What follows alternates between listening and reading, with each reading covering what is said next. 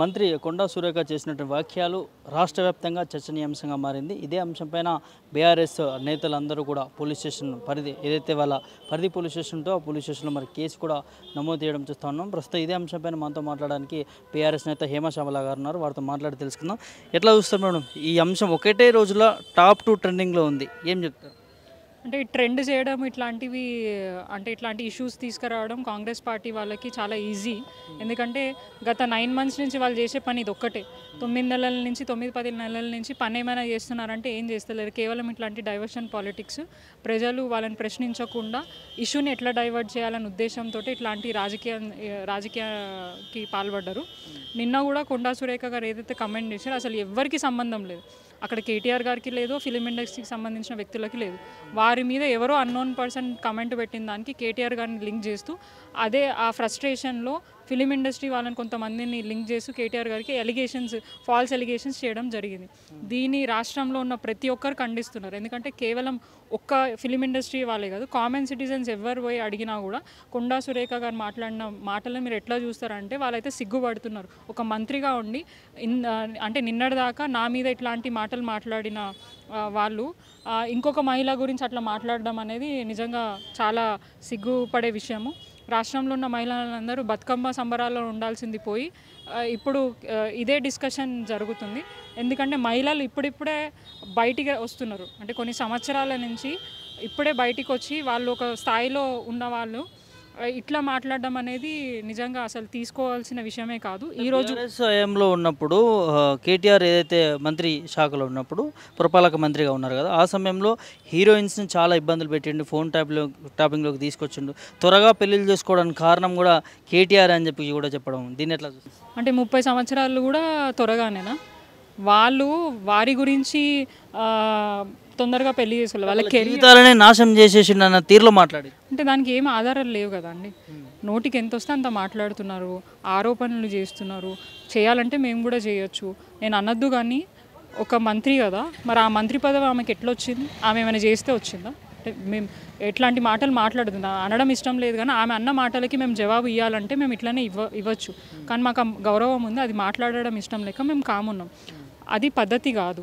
ఎవరి లైఫ్లో వాళ్ళు ఒక పొజిషన్కి వచ్చిన తర్వాతనే వాళ్ళ లైఫ్ డెసిషన్. దానికి కేటీఆర్ గారికి ఏం సంబంధం?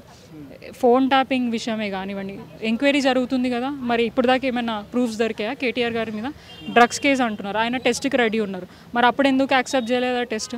ఆయన దేనికైనా రెడీ ఉన్నాను అన్నారు. అంటే ఆ ఛాలెంజ్ యాక్సెప్ట్ చేయలేక చాతగాక వాళ్ళు, ఎందుకంటే ఆ ప్రూఫ్స్ ఉండవు కాబట్టి వాళ్ళు ఇట్లాంటి డైవర్షన్ పాలిటిక్స్ చేస్తున్నాయి. ఇప్పుడు రాష్ట్రం అంతటా కూడా మీరు చూస్తే కాంగ్రెస్ ప్రభుత్వం వచ్చిందే మహిళల పేర్లు చెప్పుకొని, 6 గ్యారంటీల పేర్లు చెప్పుకొని. అది ఇప్పుడు మహిళలు అడగద్దు. ఇప్పుడు బతుకమ్మ సీజన్, చీరలు అడగద్దు, డబ్బులు అడగద్దు, అవన్నీ డైవర్ట్ చేయడానికి. అండ్ 2 రోజుల నుంచి గత నెల నుంచి హైడ్రా ఇష్యూ నడుస్తుంది.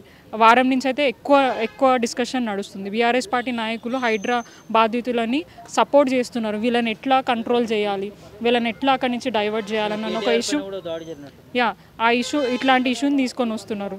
అండ్ వాళ్ళు అంటే మేము ఏం చేస్తున్నాం, కేవలం పోయి వాళ్ళకి సంఘీభావం తెలుపుతున్నాం. వారికి ఏం కాకుండా చూస్తాం, మా పార్టీ తరఫున వాళ్ళకి సపోర్ట్ చేస్తామని మాత్రమే చెప్తున్నాం.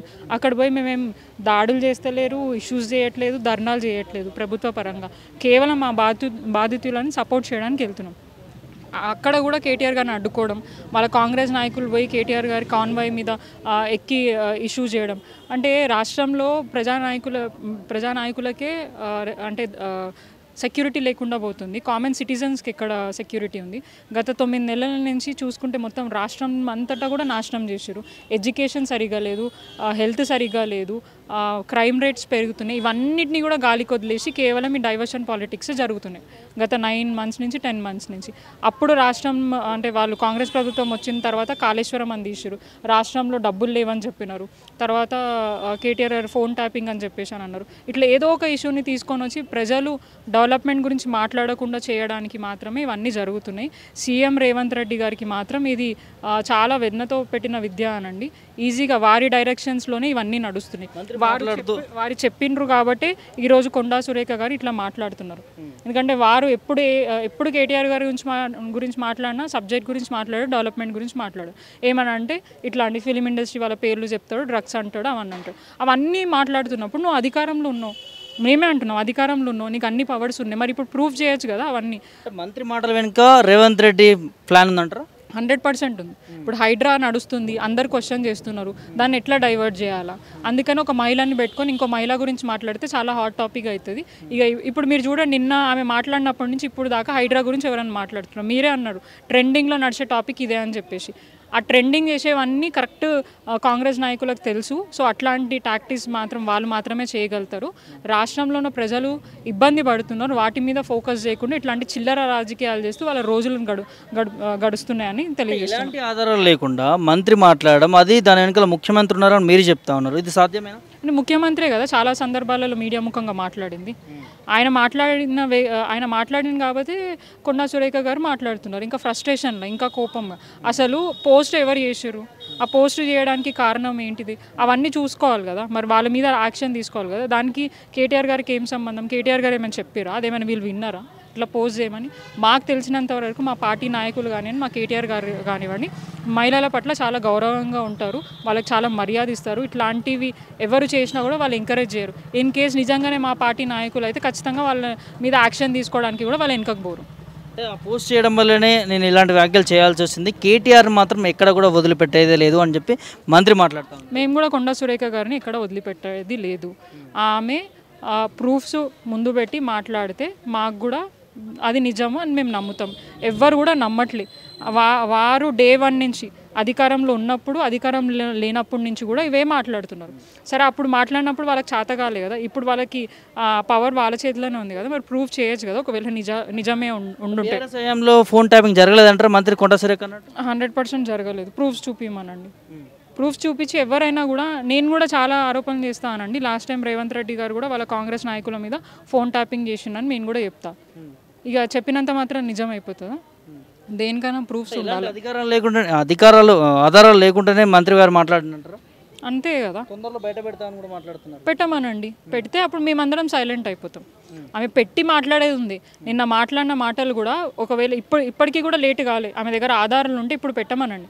నిన్నటి నుంచి ఆమె మాట్లాడిన తర్వాత ఆమె ఆడియోలు అన్నీ వైరల్ అవుతున్నాయి, అవి చూసుకోమనండి. వాళ్ళ ఇంట్లో ఏం జరుగుతుందో అది చూసుకోమనండి. ఇంకొకరి ఇంటి మీద పడడం కాదు, ఇంకో ఆడపిల్ల మీద మాట్లాడడం కాదు. ఒక ఆడపిల్లగా ఆడబిడ్డగా నాకు ఇంత ఇబ్బంది అవుతుందని ఆమె అంత ఆవేదన తోని మాట్లాడుతుంది కదా. మరి వారికి కూడా ఒక బిడ్డ ఉంది, వారి బిడ్డ వయసే కదా సమంత గారు కానివ్వండి, ఇంకెవరైనా కానివ్వండి, వారి మీద అట్లా ఎట్లా మాట్లాడాలనిపించింది ఆమెకి? ఇదంతా ఇన్కన్వెన్షన్ నుంచి స్టార్ట్ అయింది. అసలు ఇన్కన్వెన్షన్ వెనుక కూల్చకపోవడాన్ని ఎట్లా చూస్తారు? అంటే ఇప్పుడు ఇన్కన్వెన్షన్ వల్లనే కేటీఆర్ గారిని ఇట్లా ఉద్దేశించి మాట్లాడినాను అన్నారు. సో అప్పుడు మేమేం యాక్షన్, బీఆర్ఎస్ పార్టీ పవర్లో ఉన్నప్పుడు యాక్షన్ తీసుకోలేదు. ఇప్పుడు కాంగ్రెస్ పార్టీ పవర్లోకి వచ్చినాకనే కదా యాక్షన్ తీసుకోండి. మరి వాళ్ళు ఎవరిని రమ్మంటే వీళ్ళు ఎవరిని పంపించలేదు. మరి ఆ క్వశ్చన్ కూడా మేము రైజ్ చేయాల్సి వస్తుంది కదా. కొండా సురేఖ గారు ఎవరిని అడిగినారు? పంపించకపోతే రేవంత్ రెడ్డి గారు కూల్చేసినారా? అట్లా మేము మాట్లాడినామా? సో ఇట్లాంటి చర్యలు అంటే ఒకరి మీద మాట్లాడేటప్పుడు ఆలోచించి మాట్లాడితే బాగుంటుంది. ఇట్లాంటి పిచ్చి పిచ్చి మాటలు మాట్లాడడం బంద్ చేసుకొని, ప్రజలు ఎన్నో సమస్యల మీద ఇబ్బంది పడుతారు, వాటి మీద ఫోకస్ చేయాలని చెప్పేసి మేము రిక్వెస్ట్ చేస్తున్నాం. ఇప్పటికీ కూడా లేట్ కాలే, కేవలం 10 నెలలు అయింది. ఇంకా వాళ్ళకి 4.5 నెలలు 4.5 years టైం ఉంది. ఆ 4.5 yearsలో వాళ్ళు చెప్పిన ఏవైతే గ్యారంటీస్ ఉన్నాయో అవి ఫుల్ఫిల్ చేయమనండి. కేవలం ఈ హైడ్రా 4th సిటీని బేస్ చేసుకొని వాళ్ళు డేస్ని, అంటే ఎవరు దాని గురించి మాట్లాడకుండా ఉండడానికి రోజుకొక ఇట్లాంటి డైవర్షన్ పాలిటిక్స్ తీసుకొస్తున్నారు.